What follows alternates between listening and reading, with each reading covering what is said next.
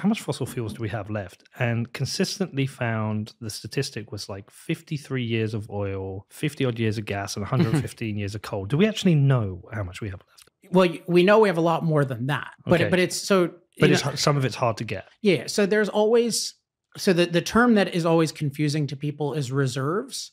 So to simplify it, you can think of reserves and deposits. Mhm. So reserves is what, given current knowledge, you expect to be able to produce. And deposits is what's actually in the earth. And what you find is reserves don't go down over time.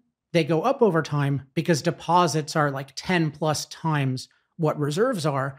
But at a given time, we have no idea of what's really possible. A, because we're not motivated to. Like, you don't need to figure out where you're going to get your oil in 75 years. There's no reason to invest in that knowledge, that exploration.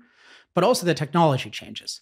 So what we know is that there's 10 times more oil, gas, and coal in the ground than have existed in the entire history of civilization. And they're getting better. And in particular, coal is the easiest one. So if you could convert coal to the others, which some people are claiming to be able to do really efficiently now, then you have it effectively forever. And my view is nuclear... Not effectively forever.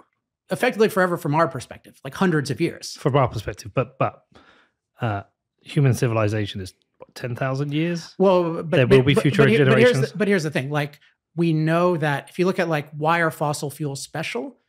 One of the main reasons is physically they have three attributes. So they're naturally stored, they're naturally concentrated, they're naturally abundant.